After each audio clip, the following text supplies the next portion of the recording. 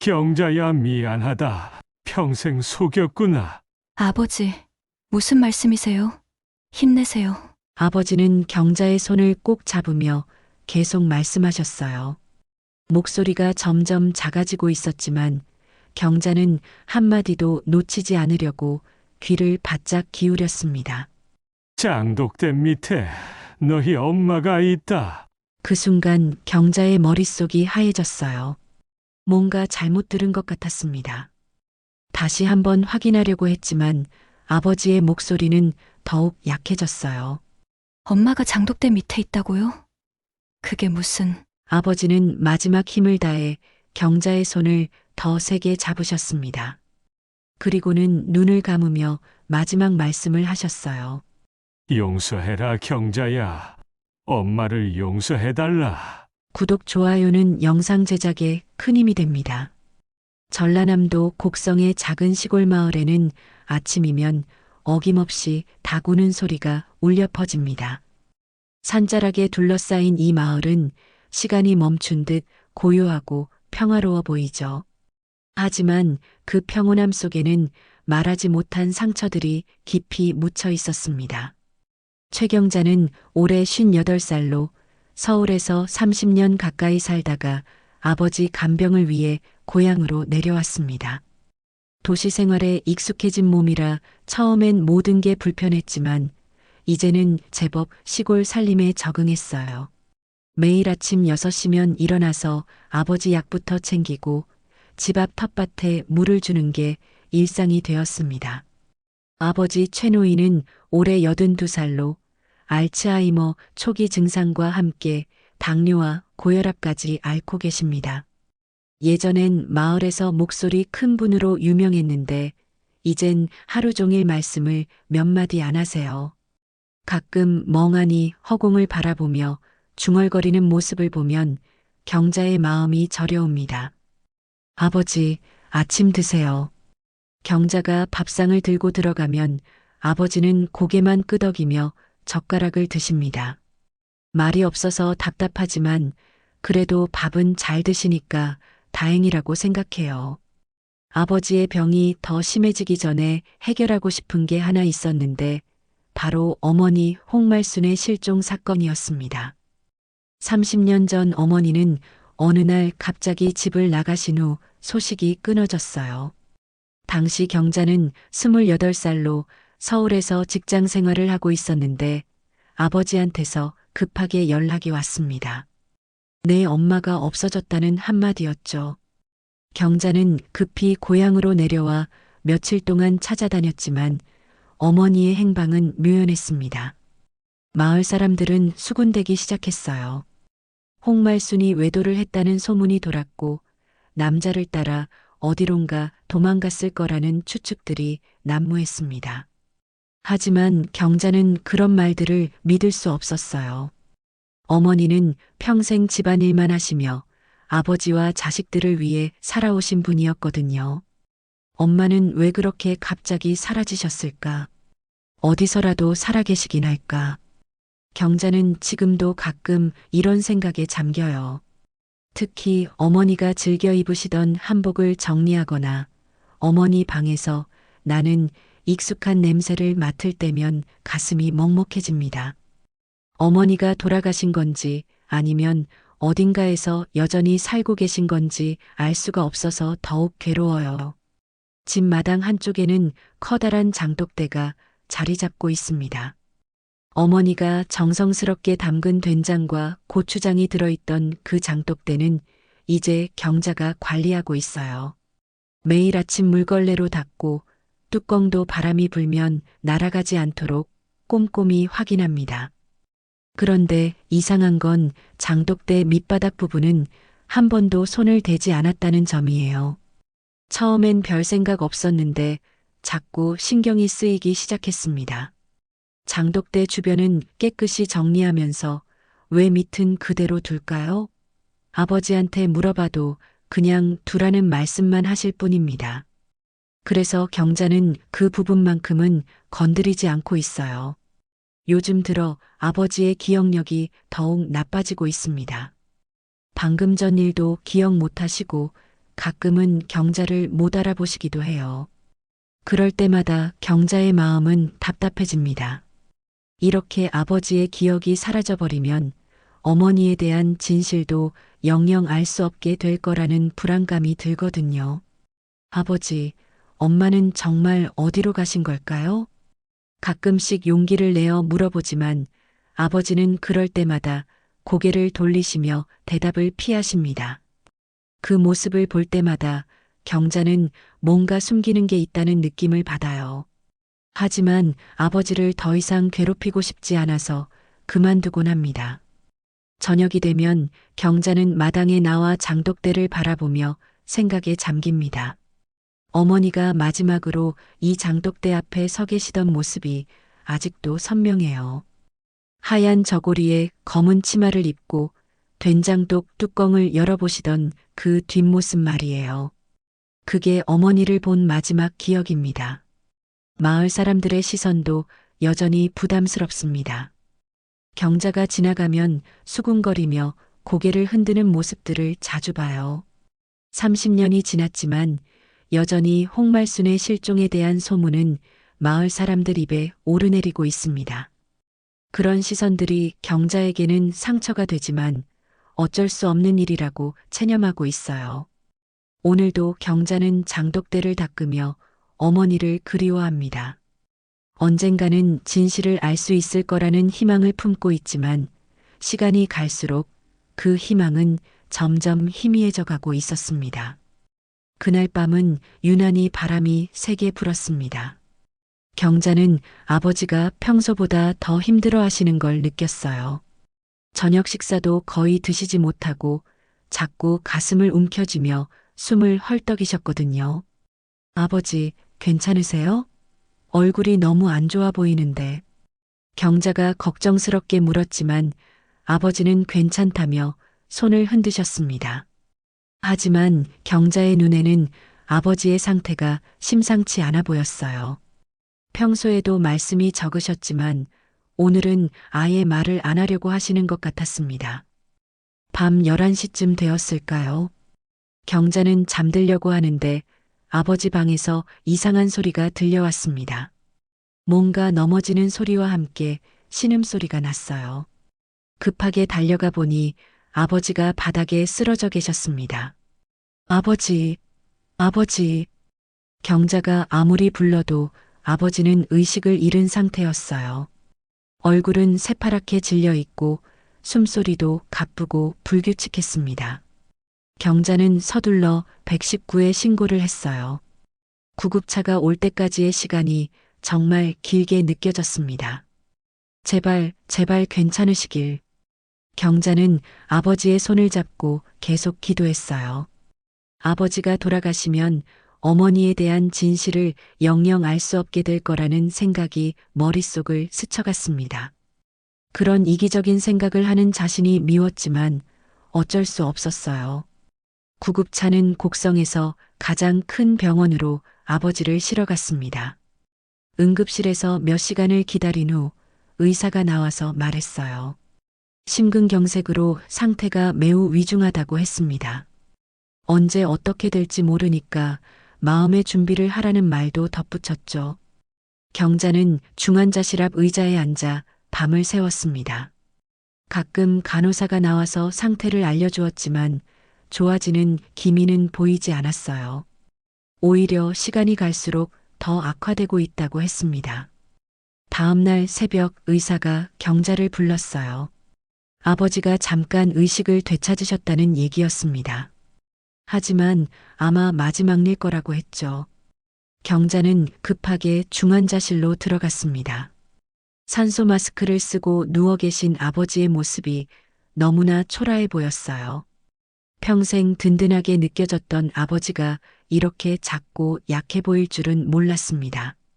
경자는 아버지 곁에 앉아 손을 잡았어요. 아버지, 경자예요.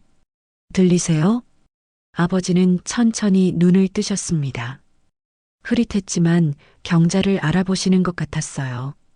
입술을 움직이며 뭔가 말씀하려고 하셨지만 산소 마스크 때문에 잘 들리지 않았습니다. 경자는 산소 마스크를 살짝 옆으로 밀었어요. 그러자 아버지가 힘겹게 말씀하기 시작하셨습니다. 경자야, 미안하다. 평생 속였구나. 아버지, 무슨 말씀이세요? 힘내세요. 아버지는 경자의 손을 꼭 잡으며 계속 말씀하셨어요. 목소리가 점점 작아지고 있었지만 경자는 한마디도 놓치지 않으려고 귀를 바짝 기울였습니다. 장독대 밑에 너희 엄마가 있다. 그 순간 경자의 머릿속이 하얘졌어요. 뭔가 잘못 들은 것 같았습니다. 다시 한번 확인하려고 했지만 아버지의 목소리는 더욱 약해졌어요. 엄마가 장독대 밑에 있다고요? 그게 무슨... 아버지는 마지막 힘을 다해 경자의 손을 더 세게 잡으셨습니다. 그리고는 눈을 감으며 마지막 말씀을 하셨어요. 용서해라. 경자야. 엄마를 용서해달라. 심장 박동 소리가 길게 울리더니 일직선이 되었습니다. 의료진이 급하게 들어와 심폐소생술을 시도했지만 아버지는 그렇게 세상을 떠나셨어요. 경자는 그 순간 정신이 멍해졌습니다. 아버지의 마지막 말이 계속 귓가에 맴돌았어요. 장독대 밑에 엄마가 있다는 게 도대체 무슨 뜻일까요? 설마 어머니가 돌아가셨다는 말씀이었을까요? 그렇다면 왜 30년 동안 숨기셨던 걸까요? 장례식 준비를 하는 내내 경자는 멍한 상태였습니다. 마을 사람들이 와서 위로의 말을 건네주었지만 제대로 듣지 못했어요. 머릿속에서는 아버지의 마지막 말만 계속 맴돌고 있었거든요. 장례식이 끝나고 집으로 돌아온 경자는 마당의 장독대를 바라보았습니다. 평소에는 정겹게만 보였던 그 장독대가 이제는 무시무시하게 느껴졌어요. 정말 그 밑에 어머니가 계신 걸까요? 그럼 엄마는 죽은 거야? 아버지가 엄마를... 경자는 그런 생각을 하는 자신이 끔찍했어요. 하지만 아버지의 마지막 말을 다르게 해석할 방법이 없었습니다. 30년 전 어머니가 갑자기 사라졌던 그날, 정말 무슨 일이 있었던 걸까요? 밤이 되자 경자는 잠을 이룰 수 없었습니다. 창문 너머로 보이는 장독대가 자꾸 눈에 띄었어요. 달빛에 비친 그 모습이 마치 무덤처럼 보였습니다. 경자는 이불을 머리까지 뒤집어 쓰고 잠들려고 애썼지만 아버지의 목소리가 계속 들려왔어요. 장독대 밑에 너희 엄마가 있다. 장례식을 마친 지 사흘이 지났지만 경자는 여전히 잠을 제대로 이루지 못했습니다. 아버지의 마지막 말이 계속 머릿속에서 맴돌았어요. 장독대 밑에 어머니가 있다는 말, 그게 정말 사실일까요? 경자는 며칠 동안 장독대 주변을 서성거렸습니다. 가까이 가려고 하면 다리가 떨렸고 돌아서려고 하면 아버지의 목소리가 들려왔어요. 이런 상태로는 평생 고통스럽게 살아야 할 것 같았습니다. 마침내 경자는 결심을 굳혔어요. 진실이 무엇이든 확인해야겠다고 생각했습니다. 더 이상 의심과 두려움 속에서 살 수는 없었거든요. 경자는 창고에서 낡은 삽을 꺼내왔습니다. 엄마, 정말 거기 계신 거예요? 경자는 떨리는 목소리로 중얼거리며 장독대 앞에 섰습니다.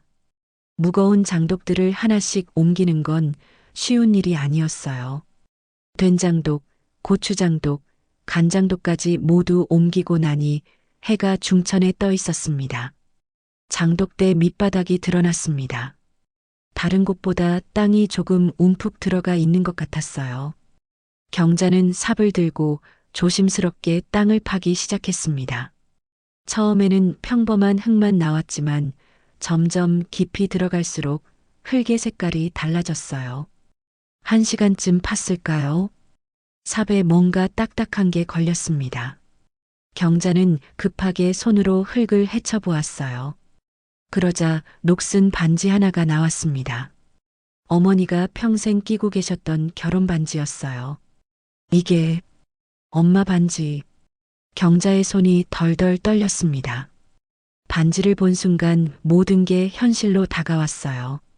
정말 어머니가 여기 계신 거였습니다. 경자는 더 깊이 파들어갔어요. 얼마 후 낡은 자루가 하나 나왔습니다. 자루 안에는 하얗게 바랜 뼈들이 들어 있었어요. 경자는 그 순간 비명을 지를 뻔했지만 간신히 참았습니다. 정말 어머니의 유골이었던 걸까요? 유골 옆에는 오래된 여권 하나와 접힌 종이가 있었습니다. 여권을 펼쳐보니 어머니 홍말순의 이름이 적혀 있었어요. 그런데 이상했습니다. 어머니가 왜 여권을 가지고 계셨을까요? 30년 전에는 해외여행이 그리 흔하지 않았는데 말이에요. 종이를 조심스럽게 펼쳐보니 아버지가 쓴 것 같은 글씨가 보였습니다. 하지만 글이 중간에 끊어져 있었어요. 당신이 이걸 읽는다면 나는 더는 숨길 수 없어. 말순이 죽은 날 난 진실을 묻었다. 그녀는 그 다음 글은 찢어져서 읽을 수 없었습니다. 경자는 종이를 이리저리 살펴봤지만 나머지 부분은 찾을 수 없었어요. 가장 중요한 부분이 사라진 거였습니다. 경자가 유골을 들여다보고 있을 때였습니다. 뒤에서 목소리가 들려왔어요. 그만 파. 넌 지금 큰일 벌이려는 거야. 경자가 돌아보니 마을 이장인 김 이장이 서 있었습니다. 김 이장은 젊은 시절 경찰서에서 일했던 분으로 마을에서 무슨 일이 생기면 항상 나서서 해결하시는 분이었어요. 이장님, 이게 우리 엄마인 것 같아요. 경자는 떨리는 목소리로 말했습니다. 김 이장은 파헤쳐진 땅을 보더니 심각한 표정을 지었어요. 경자야, 이런 일은 함부로 하는 게 아니야. 지금 당장 그만두고 덮어버려. 왜요? 이건 우리 엄마일지도 모르는데. 김 이장은 경자의 어깨를 잡으며 말했습니다. 너희 아버지가 살아계실 때 왜 말 안 했겠어? 다 이유가 있었을 거야. 괜히 옛날 일 들춰내면 마을이 시끄러워진다고. 하지만 경자는 물러설 수 없었어요. 30년 동안 궁금해했던 일인데 이제 와서 그만둘 수는 없었습니다. 아니에요. 저는 진실이 알고 싶어요. 엄마가 정말 여기 계신지 확인해야겠어요. 경자는 김 이장의 만류에도 불구하고 경찰서에 신고를 하겠다고 했습니다. 김 이장은 한숨을 쉬며 고개를 저었어요. 경자야, 후회하지 마. 어떤 진실은 모르고 사는 게 나을 때도 있어.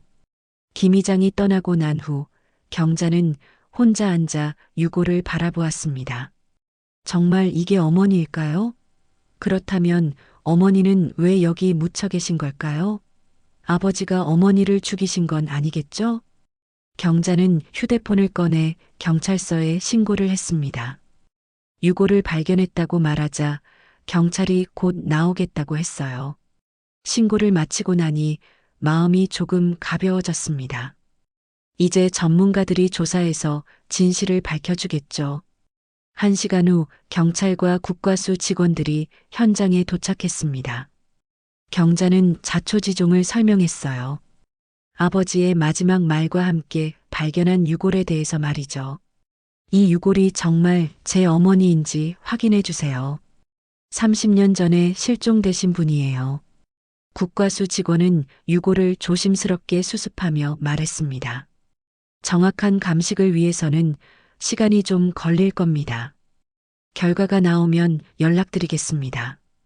경찰들이 현장을 정리하고 떠난 후 경자는 텅 빈 마당에 혼자 서 있었어요. 장독대도 없고 땅도 파헤쳐진 마당이 을씨년스러워 보였습니다. 하지만 경자는 후회하지 않았어요. 이제야 진실에 한 걸음 다가간 것 같았거든요. 밤이 되자 마을 사람들이 하나둘 소문을 듣고 찾아왔습니다. 경자네 집에서 유골이 나왔다는 소식이 삽시간에 퍼진 거였어요. 사람들은 수군거리며 지나갔지만 경자는 신경 쓰지 않으려고 했습니다. 경자는 어머니의 결혼 반지를 꼭 쥐고 잠자리에 들었어요. 내일이면 감식 결과를 알 수 있을 거였습니다. 정말 어머니가 맞다면 그 다음엔 어떤 진실이 기다리고 있을까요? 일주일 후 국립과학수사연구원에서 연락이 왔습니다. 감식 결과가 나왔다는 얘기였어요. 경자는 가슴이 두근거리며 경찰서로 향했습니다. 정말 어머니가 맞을까요? 아니면 다른 사람일까요? 경찰관은 서류를 펼쳐놓고 차분한 목소리로 말했습니다. 유골에서 채취한 DNA를 분석한 결과 실종자 홍말순 씨와 일치합니다. 또한 함께 발견된 여권의 지문도 동일하고요. 경자는 그 순간 머리가 하얘졌어요. 정말 어머니였던 거였습니다. 30년 동안 어디론가 떠나신 줄 알았던 어머니가 집 마당에 묻혀 계셨던 거였죠. 그럼 엄마가 정말 돌아가신 거예요? 네, 그런 것 같습니다. 하지만 정확한 사인은 알기 어렵습니다. 오랜 시간이 지나서 말이죠. 경자는 충격에 빠져 한동안 말을 하지 못했어요. 그동안 어머니가 어딘가에서 살아계시길 바랐는데 그 희망이 산산조각 난 거였습니다. 더 충격적인 건 어머니가 집에서 돌아가셨다는 사실이었어요. 집으로 돌아오는 길에 경자는 온갖 생각이 들었습니다. 어머니는 왜 돌아가셨을까요? 병으로 돌아가신 걸까요? 아니면 사고였을까요? 그리고 왜 아버지는 어머니를 마당에 묻으셨을까요? 마을에는 이미 소문이 쫙 퍼져 있었어요. 경자가 지나가는 곳마다 사람들이 수군거렸습니다. 최 노인이 말순 씨를 죽이고 장독대 밑에 묻었다고?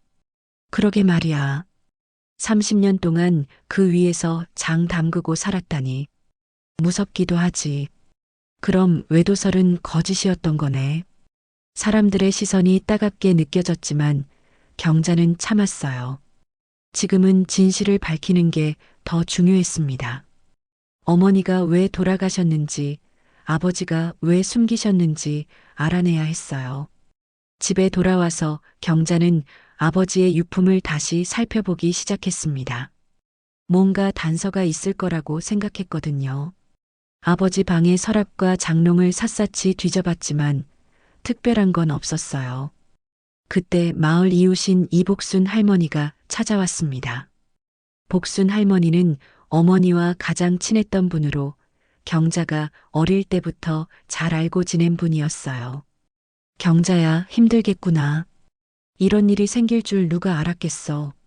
복순 할머니는 경자의 손을 잡으며 위로의 말을 건넸습니다. 그런데 곧이어 충격적인 말을 하셨어요. 그런데 말이야, 너희 엄마가 외국으로 도망가려 했던 거 알아? 최 씨 영감 몰래 말이야. 네, 엄마가 외국으로요? 경자는 깜짝 놀랐어요. 어머니가 외국으로 떠나려 하셨다니 처음 듣는 얘기였습니다. 그래, 내 엄마가 여권까지 만들어 놨더라고.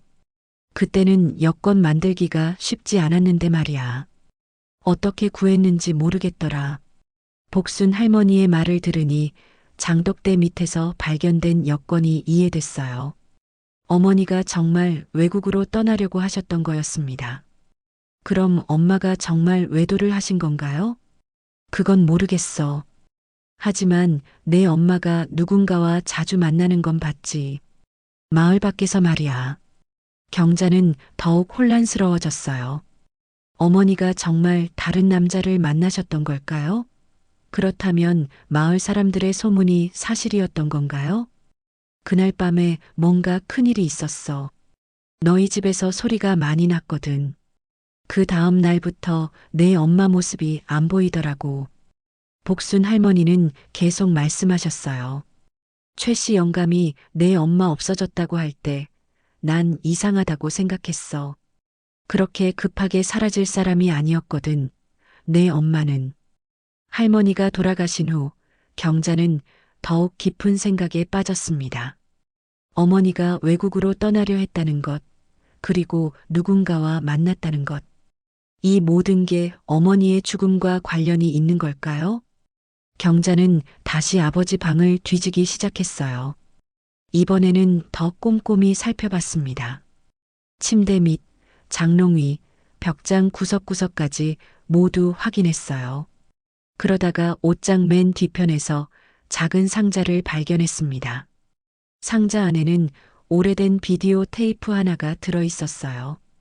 테이프에는 날짜가 적혀 있었는데 바로 어머니가 실종된 날이었습니다. 이게 뭐지? 경자는 가슴이 두근거렸어요. 설마 그날 밤의 일이 녹화되어 있는 건 아니겠죠? 아버지가 왜 이런 테이프를 보관하고 계셨을까요? 경자는 창고에서 낡은 비디오 플레이어를 꺼내왔습니다. 다행히 아직 작동했어요. 테이프를 넣고 재생 버튼을 눌렀습니다. 화면이 흔들리며 시작되었어요. 집안의 모습이 보였는데 아버지가 직접 촬영하신 것 같았습니다. 그런데 화면에서 어머니와 아버지가 격하게 다투는 모습이 나왔어요. 당신 정말 그 남자와 도망갈 거야? 미안해요. 더 이상은 못 살겠어요. 어머니의 목소리였어요. 경자는 눈물이 났습니다. 30년 만에 듣는 어머니 목소리였거든요. 영상은 계속 이어졌습니다. 아버지와 어머니가 소리를 지르며 싸우고 있었어요. 그런데 갑자기 화면이 흔들리더니 무언가 충격적인 장면이 나왔습니다. 어머니가 넘어지는 모습이었어요. 그리고 피를 흘리며 쓰러지는 장면까지. 경자는 그 순간 비명을 질렀습니다. 엄마. 하지만 더 충격적인 건 따로 있었어요. 영상 속에서 어머니 옆에 서 있는 작은 인물이 보였습니다. 그건 다름 아닌 어린 시절의 경자 자신이었어요. 경자는 그 순간 정신을 잃고 쓰러졌습니다. 경자는 차가운 바닥에서 깨어났습니다. 머리가 깨질 듯 아팠고 온몸이 식은땀으로 젖어 있었어요. 옆에는 여전히 재생 중인 비디오 화면이 깜빡이고 있었습니다. 내가 꿈을 꾼 건가? 하지만 화면 속 영상은 현실이었어요. 어린 경자가 어머니 옆에 서 있는 모습이 선명하게 보였습니다. 경자는 떨리는 손으로 리모컨을 잡고 영상을 되돌려 봤어요. 화면 속에서는 아버지와 어머니가 격렬하게 다투고 있었습니다. 어머니는 가방을 들고 나가려 하셨고 아버지는 그걸 막으려 하셨어요. 그 순간 어린 경자가 화면에 나타났습니다. 엄마, 어디 가세요? 28살이었던 경자의 어린 목소리였어요. 당시 경자는 서울에서 내려와 있었던 거였습니다. 아버지 혼자서 어머니를 말리기 힘들다고 해서 급히 내려왔던 기억이 났어요. 영상에서 어머니는 경자를 보더니 눈물을 흘리셨습니다. 경자야, 엄마는 더 이상 여기서 살 수 없어. 미안해. 엄마, 그러면 안 돼요. 아버지 혼자 두고 가시면 어떻게 해요? 어린 경자가 어머니의 팔을 잡으며 울먹였어요. 그때 아버지가 소리를 지르셨습니다. 말순아, 내가 그 남자와 도망가면 우리 경자는 어떻게 되는 거야? 어머니는 아버지를 돌아보며 대답하셨어요. 경자는 이미 다 컸어요. 자기 인생을 살아야죠. 나도 내 인생을 살고 싶어요. 그 순간이었어요. 경자가 어머니를 강하게 잡아당겼습니다. 어머니를 붙잡으려고 한 행동이었는데 어머니가 균형을 잃고 뒤로 넘어지셨어요. 안 돼. 어머니는 뒤쪽 찬장 모서리에 머리를 부딪히며 쓰러지셨습니다. 그 순간 피가 흘러나왔어요. 경자는 화면을 보며 그때의 기억이 조금씩 돌아오는 걸 느꼈습니다.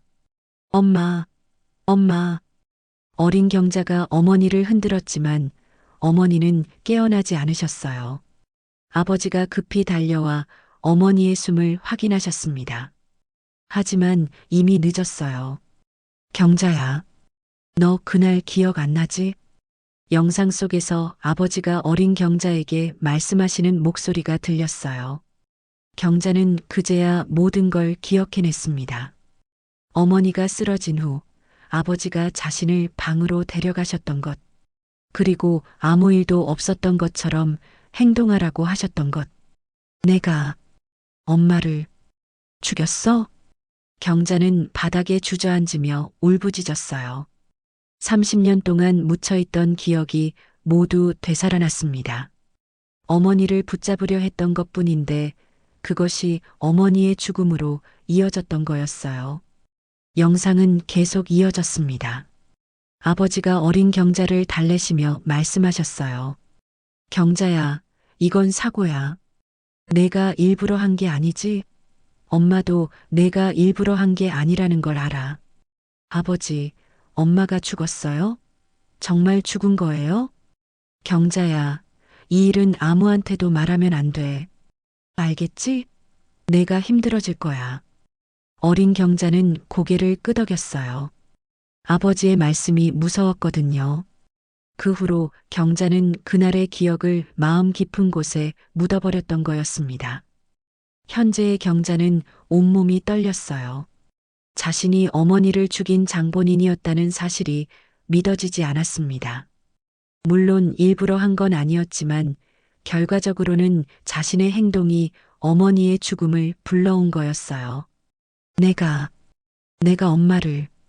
경자는 며칠 동안 집에서 나오지 못했어요. 밥도 제대로 먹지 못하고 잠도 이루지 못했습니다. 자꾸만 그날 밤의 일이 떠올랐거든요. 어머니가 쓰러지는 모습, 흘러나오는 피, 아버지의 당황한 표정. 마을 사람들이 가끔 찾아와서 안부를 물었지만 경자는 문도 열어주지 않았어요. 김 이장도 여러 번 왔지만 만나지 않았습니다. 지금 상태로는 누구와도 대화할 수 없었어요. 일주일 후 경자는 간신히 정신을 차렸습니다. 이렇게 있을 수만은 없었어요. 자수를 해야겠다고 생각했습니다. 비록 사고였지만 어머니를 죽인 건 사실이었으니까요. 경자는 경찰서에 가려고 준비를 했어요. 하지만 집을 나서기 전에 아버지 방을 한 번 더 정리하기로 했습니다. 아버지의 책상 서랍을 열어보니 봉투 하나가 눈에 띄었어요. 봉투 겉면에는 경자에게라고 적혀 있었습니다. 경자는 떨리는 손으로 봉투를 열었어요. 안에는 아버지가 직접 쓰신 편지가 들어 있었습니다. 경자야, 이 편지를 읽고 있다면 아마 모든 걸 알았을 거야. 미안하다. 평생 너를 속였구나. 편지는 계속 이어졌어요. 내 엄마가 죽은 건 너 때문이 아니야. 사고였어. 누구도 원하지 않았던 일이었지. 하지만 내가 그 상황을 만들었어. 내 엄마를 너무 몰아붙였거든. 아버지는 편지에서 그날 밤의 상황을 자세히 설명하셨어요. 어머니가 다른 남자와 만났던 것도 사실이고 외국으로 떠나려 했던 것도 사실이라고 하셨습니다. 하지만 그런 상황을 만든 건 아버지 자신이라고 고백하셨어요. 나는 내 엄마를 너무 구속했어. 마을 밖으로 나가는 것도 싫어했고 친구들과 만나는 것도 막았지. 내 엄마가 숨막혀 했던 거야. 편지를 읽으며 경자는 또 다른 진실을 알게 되었어요. 어머니의 외도는 단순한 바람이 아니라 아버지의 지나친 구속에서 벗어나려는 몸부림이었던 거였습니다. 경자야, 내가 죄책감을 느낄 필요 없어. 진짜 죄인은 나야. 내 엄마를 이해하지 못했던 나 말이야. 편지의 마지막 부분을 읽으며 경자는 눈물을 흘렸어요. 아버지가 평생 짊어지고 사셨던 죄책감이 느껴졌거든요. 어머니를 죽인 건 경자였지만 그 상황을 만든 건 아버지였다는 걸 아셨던 거였어요. 경자는 편지를 가슴에 안고 오열했습니다. 진실은 단순하지 않았어요. 누구 하나만의 잘못이 아니었습니다. 모두가 피해자였고 모두가 가해자였던 거였어요. 편지를 읽고 난 후 경자는 며칠 동안 깊은 고민에 빠졌습니다. 자수를 해야 할까요? 아니면 아버지의 뜻대로 비밀로 묻어야 할까요?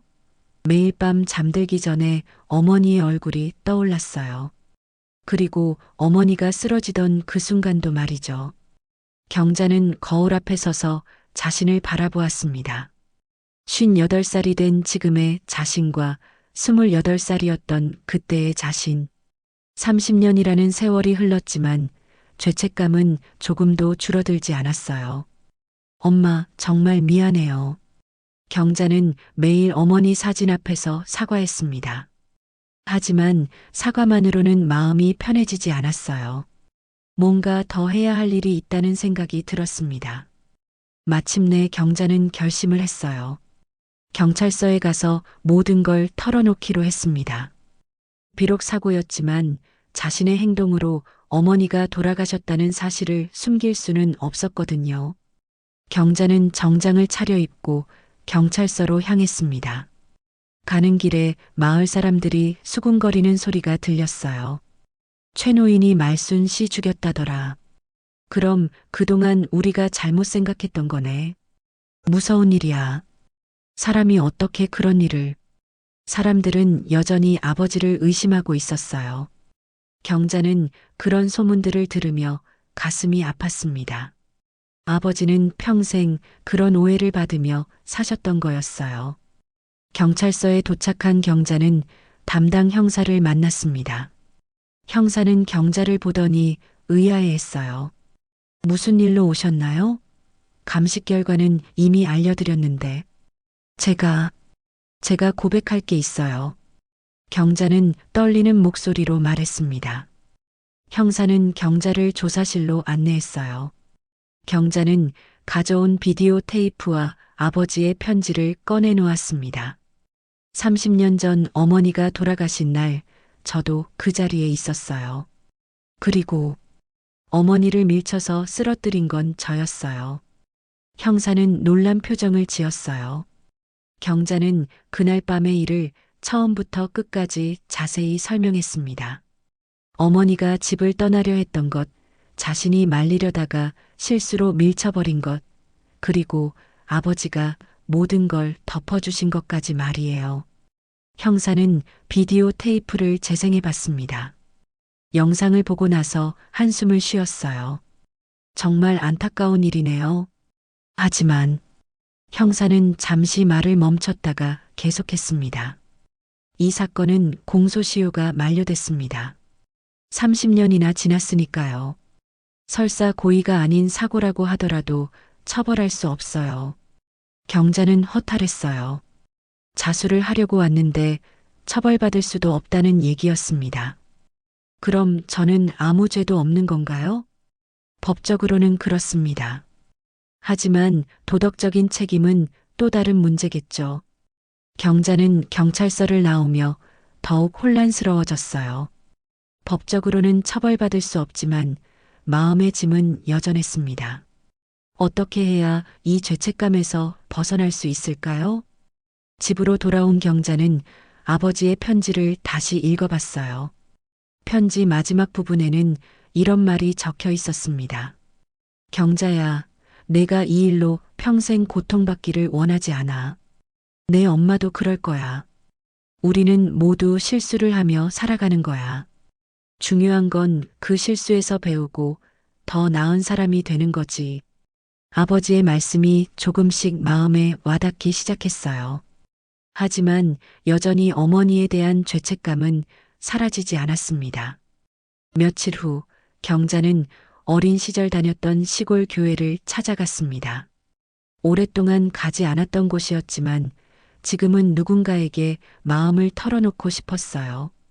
교회는 예전 그대로였어요. 낡은 나무 십자가와 오래된 벤치들이 그대로 있었습니다. 경자는 맨 앞자리에 앉아 기도를 시작했어요. 하나님, 저는 어떻게 해야 할까요? 엄마를 죽인 제가 어떻게 살아가야 할까요?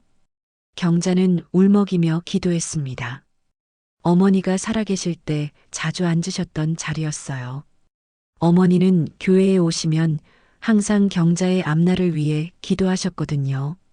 기도를 마치고 일어서려던 경자는 벤치 아래에서 뭔가를 발견했어요. 오래된 편지 봉투 하나가 떨어져 있었습니다. 봉투 겉면에는 경자에게라고 어머니의 글씨로 적혀 있었어요. 경자는 가슴이 두근거렸습니다. 어머니가 남기신 편지였을까요? 봉투를 열어보니 정말 어머니가 쓰신 편지였어요. 경자야, 엄마가 이 편지를 쓰는 건 아마 마지막 일 거야. 엄마는 이제 이 집을 떠나려고 해. 미안해. 편지를 읽으며 경자는 눈물이 났어요. 어머니가 집을 떠나기 전에 마지막으로 쓰신 편지였던 거였습니다. 엄마는 내가 밉지 않아. 오히려 고마워. 내가 아버지를 지켜줘서 말이야. 엄마가 떠나도 아버지 곁에는 내가 있잖아. 편지는 계속 이어졌어요. 경자야, 엄마는 널 원망하지 않아. 무슨 일이 생겨도 절대 자신을 탓하지 마. 넌 내 자랑이었고 앞으로도 그럴 거야. 마지막 문장을 읽고 경자는 울음을 터뜨렸어요. 엄마는 널 사랑해. 어디서든 내가 행복하기를 바랄게. 죄책감에 사로잡혀 살지 말고 당당하게 내 인생을 살아가렴. 어머니는 마치 미래를 내다본 듯 경자에게 당부하고 계셨어요. 자신을 탓하지 말라고, 죄책감에 사로잡히지 말라고 말이에요. 편지를 읽고 난 경자는 조금씩 마음이 편해지는 걸 느꼈습니다. 어머니가 자신을 용서해 주신다는 걸 알 수 있었거든요. 물론 죄책감이 완전히 사라진 건 아니었지만 이제는 그 죄책감과 함께 살아갈 용기가 생겼어요. 경자는 편지를 가슴에 안고 교회를 나왔습니다. 이제 무엇을 해야 할지 알 것 같았어요. 어머니의 뜻대로 당당하게 살아가되 이 경험을 통해 다른 사람들을 도와야겠다고 생각했습니다. 집으로 돌아오는 길에 경자는 마을 사람들을 마주쳤어요. 여전히 수군거리는 시선들이 있었지만 이제는 견딜 수 있을 것 같았습니다. 진실을 알고 있으니까, 어머니의 용서를 받았으니까 말이에요. 어머니의 편지를 발견한 후 며칠이 지났지만 경자는 여전히 마음의 정리가 되지 않았어요. 법적으로는 처벌받을 수 없고 어머니도 용서해 주셨다고 하지만 스스로를 용서하는 건 쉽지 않았습니다. 경자는 매일 아침 일어나면 거울을 보며 자문했어요. 나는 정말 죄가 없는 걸까? 사고였다고 해서 책임이 없는 걸까? 마을 사람들의 시선도 여전히 부담스러웠습니다. 아직도 많은 사람들이 아버지를 의심하고 있었고 진실을 말해야 할지 고민이었어요. 하지만 진실을 말하면 자신도 마을에서 살기 어려워질 거였습니다. 어느 날 아침 경자는 결심을 했어요. 경찰서에 다시 가서 공식적으로 진술을 하기로 했습니다. 비록 처벌받을 수는 없지만 아버지가 억울하게 의심받는 걸 더 이상 둘 수는 없었거든요. 경찰서에서 경자는 정식으로 진술서를 작성했습니다. 그날 밤의 일을 상세히 기록하고 아버지는 무죄라는 점을 명확히 했어요. 담당 형사는 경자의 용기를 높이 평가했습니다. 쉽지 않은 결정이셨을 텐데 용기 있는 선택이었습니다. 진술을 마치고 나온 경자는 조금 홀가분해졌어요. 이제 아버지에 대한 억울한 소문은 사라질 거였습니다. 하지만 여전히 자신의 마음은 무거웠어요. 그날 저녁 김 이장이 경자를 찾아왔습니다. 경찰서에서 진술한 소식을 들었다고 하시더군요. 경자야, 힘들었을 텐데 잘했어. 내 아버지 명예를 지켜준 거야. 김 이장은 경자의 어깨를 두드리며 위로해 주셨어요. 그런데 이장님 말씀 중에 의외의 내용이 있었습니다. 사실 난 예전부터 알고 있었어. 내 아버지가 그런 분이 아니라는 걸 말이야. 이장님이 알고 계셨다고요? 그래, 그날 밤 내가 순찰하다가 너희 집 앞을 지나갔거든. 큰 소리가 나서 말이야. 하지만 가족 일에 끼어들 수는 없었지. 김 이장은 계속 말씀하셨어요. 내 아버지가 혼자서 뭔가 묻는 걸 봤어. 그때부터 짐작은 하고 있었지. 하지만 확실하지 않으니까 말 안 했던 거야.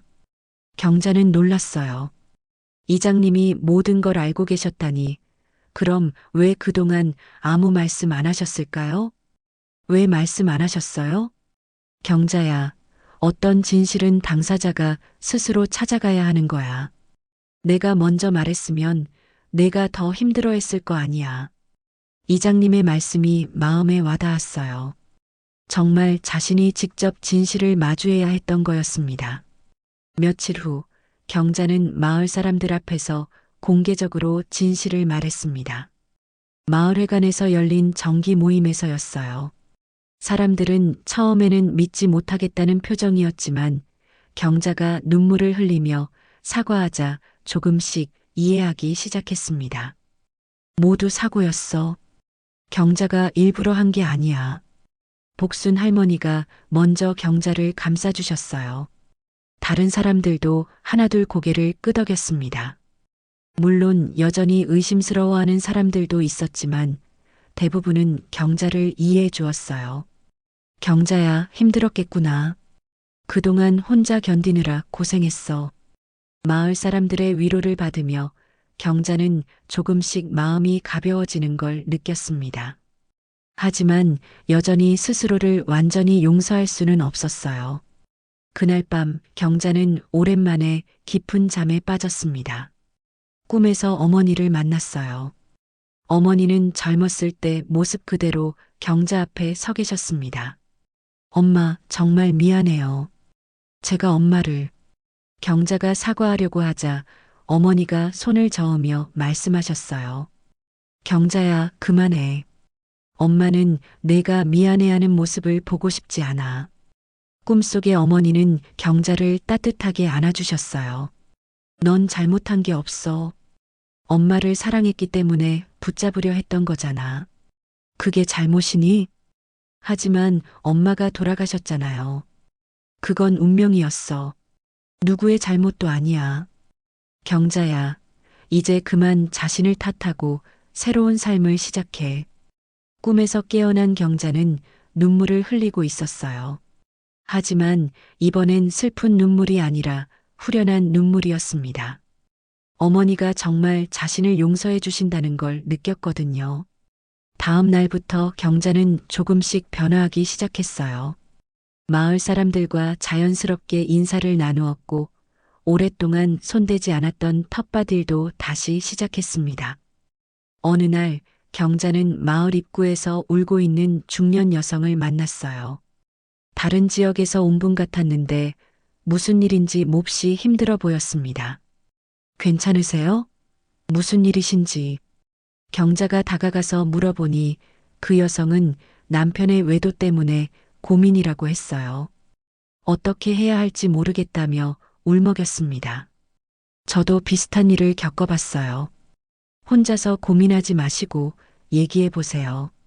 경자는 그 여성을 집으로 데려가 차를 끓여 주었어요. 그리고 자신의 이야기를 들려주었습니다.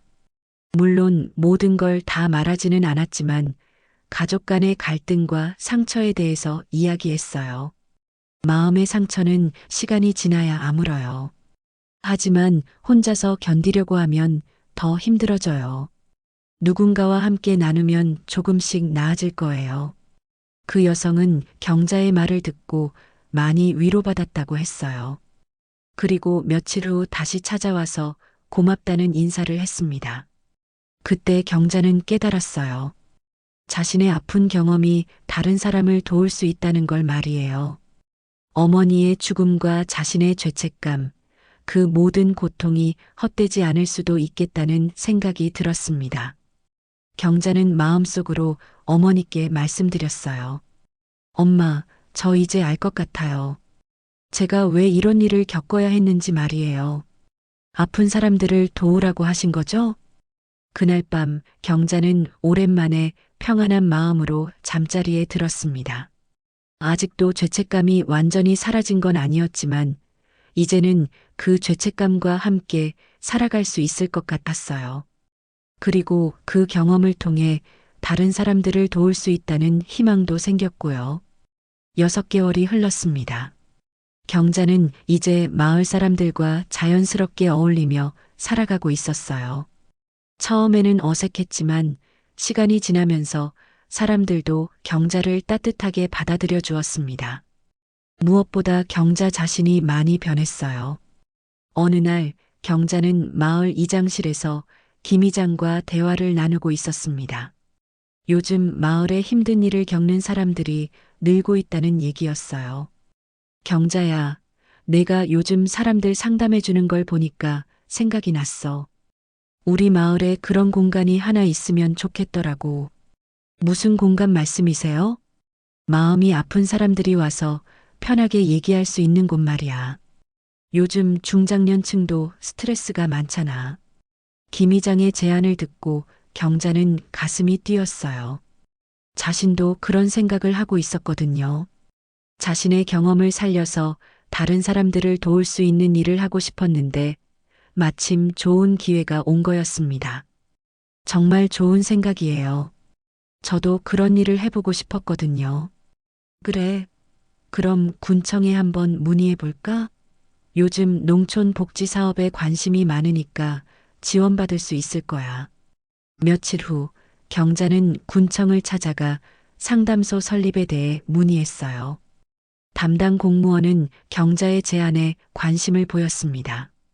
농촌 지역에 정신건강 상담소가 부족한 게 사실이에요. 좋은 아이디어네요. 다만 자격증이나 경력이 필요할 텐데 경자는 이미 준비하고 있었어요. 지난 몇 달 동안 상담 관련 교육을 받았고 자격증 취득을 위해 공부하고 있었거든요. 나이가 많아서 쉽지 않았지만 꾸준히 노력한 결과 심리상담사 자격증을 취득할 수 있었습니다. 한 달 후 경자의 집 한쪽에 작은 상담소가 문을 열었어요. 군청의 지원을 받아 간단하게나마 시설을 갖췄습니다. 상담소 이름은 마음쉼터로 정했어요. 처음에는 찾아오는 사람이 별로 없었습니다. 시골 사람들은 상담받는 걸 부끄러워하거든요. 하지만 경자는 포기하지 않았어요. 마을을 돌아다니며 사람들과 자연스럽게 대화를 나누었고 조금씩 입소문이 퍼지기 시작했습니다. 첫 번째 내담자는 옆 마을에 사는 50대 남성이었어요. 아들과의 갈등 때문에 고민이 많다고 하시더군요. 요즘 젊은 것들은 부모 말을 안 들어요. 제가 뭘 잘못했는지 모르겠어요. 경자는 그분의 얘기를 끝까지 들어주었어요. 그리고 자신의 경험을 바탕으로 조심스럽게 조언했습니다. 부모와 자식 사이에도 서로의 입장을 이해하려는 노력이 필요해요. 저도 그걸 늦게 깨달았거든요. 그분은 몇 차례 상담을 받은 후 아들과의 관계가 많이 좋아졌다고 고마워했어요. 그런 모습을 보며 경자는 보람을 느꼈습니다. 두 번째 내담자는 사별의 아픔을 겪고 있는 60대 여성이었어요. 남편을 잃고 혼자 사는 게 너무 외롭다고 하시더군요. 선생님, 저는 어떻게 살아야 할지 모르겠어요. 남편 없는 인생이 무의미해 보여요. 경자는 그분의 마음을 충분히 이해했어요. 자신도 아버지를 잃고 혼자 남았을 때 비슷한 감정을 느꼈거든요. 슬픔은 사랑의 다른 이름이에요. 슬프다는 건 그만큼 사랑했다는 뜻이죠. 그 사랑을 간직하면서도 새로운 삶을 시작할 수 있어요. 상담소를 운영한 지 반년이 지나자 찾아오는 사람들이 점점 늘어났어요. 부부 갈등, 자녀 문제, 노년기 우울감 등 다양한 고민을 가진 분들이 찾아왔습니다. 경자는 각각의 사연을 들으며 자신의 상처도 조금씩 치유되는 걸 느꼈어요. 특히 가족 간의 갈등으로 고민하는 분들을 만날 때마다 어머니 생각이 났어요. 만약 그때 가족끼리 좀 더 대화를 많이 했다면, 서로를 이해하려고 노력했다면 어떻게 됐을까 하는 생각도 들었고요. 어느 날 경자는 마당을 정리하다가 장독대가 있던 자리를 바라보았어요. 지금은 작은 화단으로 바뀌어 있었습니다. 경자가 직접 꽃을 심어서 가꾸고 있었죠. 화단에는 어머니가 좋아하셨던 페랭이 꽃이 예쁘게 피어 있었어요. 분홍색과 하얀색 꽃들이 바람에 살랑거리는 모습이 정말 아름다웠습니다. 엄마, 이제 좀 이해할 것 같아요. 왜 제가 이런 일을 겪어야 했는지 말이에요. 경자는 꽃밭 앞에 앉아 어머니와 대화를 나누듯 중얼거렸어요. 제 아픔이 다른 사람들의 아픔을 이해하는데 도움이 되는군요. 그래서 하나님이 저에게 이런 시련을 주신 건가 봐요. 바람이 불어와 페랭이 꽃들이 흔들렸어요. 마치 어머니가 대답해 주시는 것 같았습니다. 상담소에는 오늘도 새로운 손님이 찾아왔어요. 이번에는 젊은 며느리와 시어머니 갈등으로 고민하는 분이었습니다. 며느리가 저를 이해해주지 않아요. 제가 뭘 잘못했는지 모르겠어요. 경자는 그분의 얘기를 들으며 고개를 끄덕였어요. 세대 간의 갈등은 어느 시대나 있는 일이었습니다. 서로 다른 환경에서 자란 사람들이니까 생각이 다를 수밖에 없어요. 중요한 건 서로를 이해하려는 마음이죠. 상담이 끝나고 그분이 돌아간 후 경자는 창밖을 바라보았어요. 페랭이 꽃이 핀 화단이 보였습니다. 그리고 그 너머로 평화로운 마을 풍경이 펼쳐져 있었어요. 진실은 무너뜨리는 게 아니라 마주하고 이겨내는 거라는 걸. 이제 알겠어요, 엄마. 경자는 어머니의 사진을 가슴에 안고 미소를 지었습니다. 30년 만에 찾은 진실은 아팠지만 그 아픔을 통해 더 큰 사랑을 배웠어요. 어머니에 대한 죄책감은 여전히 마음 한구석에 남아있지만 이제는 그것도 사랑의 일부라고 생각합니다. 해가 저물어가는 마을은 조용하고 평화로웠어요. 경자는 내일 또 누군가의 아픔을 함께 나눌 생각을 하며 마음이 따뜻해졌습니다. 어머니가 심어주신 사랑의 씨앗이 이제 다른 사람들에게도 전해지고 있었거든요. 페랭이 꽃이 바람에 흔들리며 경자에게 인사하는 것 같았어요. 마치 어머니가 잘했다, 경자야라고 말씀해 주시는 것처럼 말이에요.